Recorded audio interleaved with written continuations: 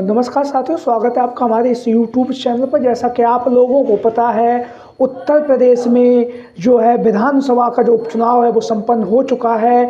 9 सीटों पर विधानसभा का उपचुनाव संपन्न हुआ है। वहीं पर 9 सीटों में अगर हम बात करें तो भारतीय जनता पार्टी ने 7 सीटों पर जीत दर्ज की है और वहीं पर समाजवादी पार्टी जो है महज 2 सीटों पर ही सिमट कर रह गई है। भारतीय जनता पार्टी ने अगर हम बात करें 2022 के विधानसभा के चुनाव को लेकर, इन 9 सीटों में 4 सीटों पर समाजवादी पार्टी का कब्जा था और 5 सीटों पर भारतीय जनता पार्टी और उसके सहयोगियों का कब्जा था।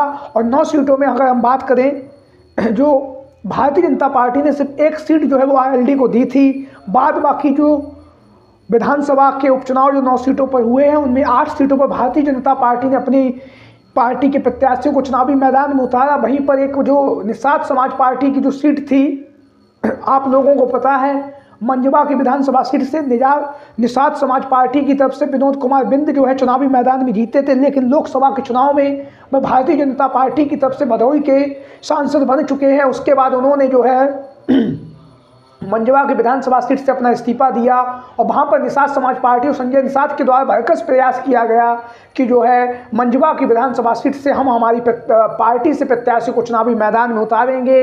लेकिन सूबे के मुखिया योगी आदित्यनाथ के आगे एक भी ना चली और भारतीय जनता पार्टी ने अपनी टिकट पर सुचिस्मिता मौर्य को चुनावी मैदान में उतारा था।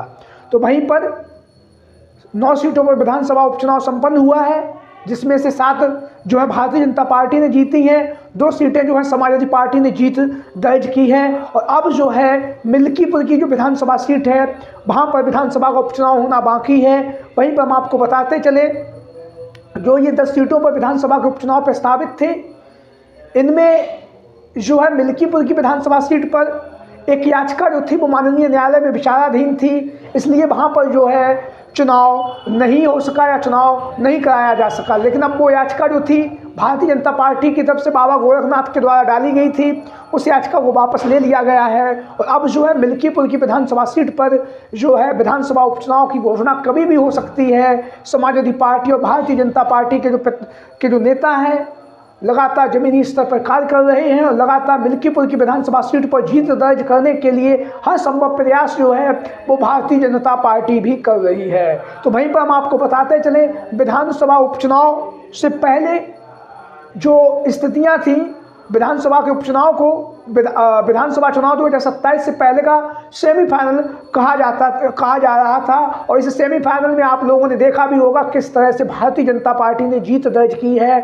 और वहीं पर जो कुंदरकी जैसी विधानसभा सीट जहां पर 63% मुस्लिम आबादी है, वहां पर भारतीय जनता पार्टी के जो प्रत्याशी थे ठाकुर रामवीर सिंह, वो लाखों वोटों से जीत गए। यानी कि उन्होंने सूबे के मुखिया योगी आदित्यनाथ की हार को भी पछाड़ दिया है। लाखों वोटों से जीतने के बाद जो है स्थितियां कहीं ना कहीं विधानसभा चुनाव 2027 की जो है स्पष्ट तौर से दिखाई दे रही हैं। वहीं पर हम आपको बताते चले, भारतीय जनता पार्टी जो है हर संभव प्रयास करेगी विधानसभा चुनाव 2027 में अपनी सरकार को बनाने के लिए, चाहे कुछ भी करना पड़े। और वहीं पर हम आपको बताते चले, समाजवादी पार्टी भी डटकर मुकाबला करने जा रही है। अपने पीडीए के नारे के तहत, जिस नारे को देकर अखिलेश यादव जी के द्वारा लोकसभा के चुनाव में शानदार 37 सांसद जीतकर जो है सदन में पहुंच चुके हैं। वहीं पर लगातार जो है बाबा साहब भीमराव अंबेडकर को लेकर जो बयान दिया था देश के गृह मंत्री के द्वारा, उनके ऊपर लगातार जो है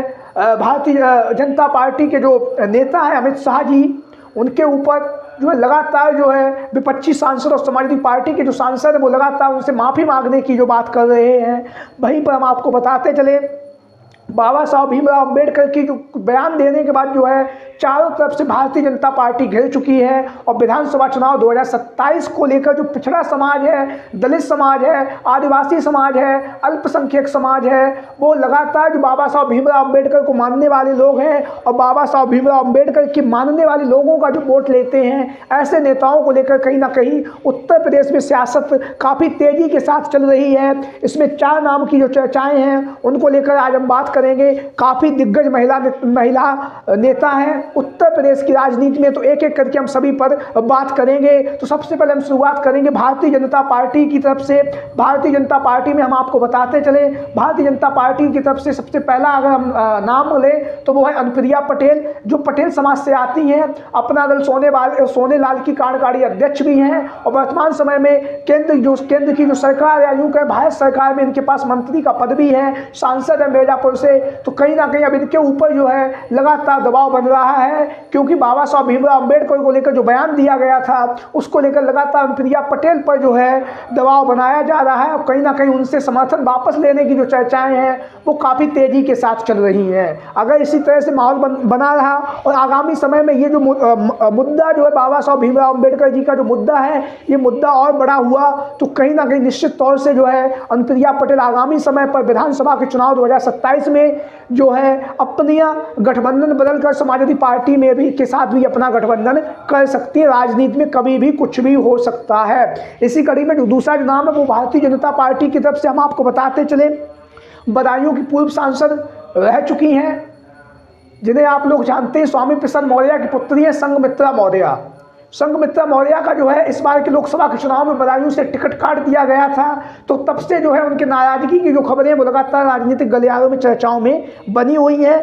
वहीं पर स्वामी प्रसाद मौर्य भी भारतीय जनता पार्टी से अब दूर हो चुके हैं। तो ऐसी स्थिति में परिस्थितियां बन रही। 2027 के चुनाव से पहले स्वामी प्रसाद मौर्य समाजवादी पार्टी में शामिल होंगे, तो कहीं ना कहीं उनकी पुत्री जो है वो संघमित्रा मौर्य भी समाजवादी पार्टी में शामिल हो सकती हैं और उनके जो पुत्र हैं उत्कर्ष मौर्य भी समाजवादी पार्टी में शामिल होकर ऊंचाहार की जो विधानसभा सीट है वहां से चुनावी मैदान में अखिलेश यादव किसी को भी उतार सकते हैं, स्वामी प्रसाद मौर्य को या संघमित्रा मौर्य को या फिर उनके जो पुत्र हैं उत्कर्ष मौर्य को भी चुनावी मैदान में उतारा जा सकता है। लगातार जो है ऊंचाहार की विधानसभा सीट से स्वामी प्रसाद मौर्य जो है पूर्व में विधायक भी रह चुके हैं, उनकी परंपरागत ये सीट भी मानी जाती रही है। अगला जो नाम है वो नाम है हम आपको बताते चले समाजवादी पार्टी की तरफ से साथू से जो विधायक हैं पल्लवी पटेल जी को लेकर।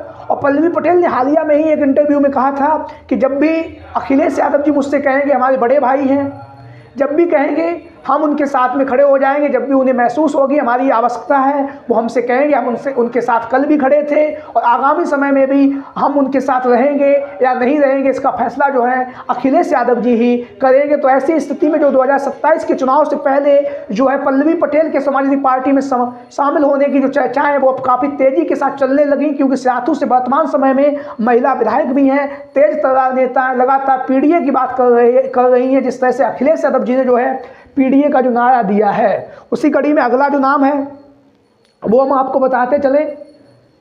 श्रद्धेय नेताजी मुलायम सिंह यादव जी की छोटी पुत्रवधू अपर्णा यादव को लेकर लगातार राजनीतिक गलियारों में चर्चाएं चलती रहती हैं और लगातार उनके नाम की जो चर्चाएं हैं वो लगातार उत्तर प्रदेश की राजनीति में चल रही हैं। तो ऐसी स्थिति में वर्तमान समय में भारतीय जनता पार्टी में शामिल हैं, लेकिन महिला आयोग का उन्हें उपाध्यक्ष भी बनाया गया, लेकिन उनकी नाराजगी की जो खबरें वो लगातार राजनीतिक गलियारों में पहले चलती रही हैं और कहीं ना कहीं समाजवादी पार्टी में शामिल होने को लेकर भी उनकी जो खबरें हैं लगातार चल रही हैं, क्योंकि शिवपाल सिंह यादव जी जो हैं वो लगातार जो है उनको लेकर बात करते रहते कि जो अपर्णा यादव है उन्हें भी समाजवादी पार्टी में शामिल हो जाना चाहिए। तो ऐसी स्थिति में विधानसभा चुनाव 2027 से पहले जो है अपर्णा यादव जो है समाजवादी पार्टी में भी शामिल हो सकती है, क्योंकि भारतीय जनता पार्टी की तरफ से अभी तक उन्हें किसी भी सीट से चुनावी मैदान में नहीं उतारा गया है, चाहे विधानसभा का चुनाव हो या लोकसभा का चुनाव हो। तो ऐसी स्थिति में जब अखिलेश यादव जी अगर विधानसभा चुनाव 2027 में उन्हें लड़ाने की बात कहेंगे तो निश्चित तौर से जो है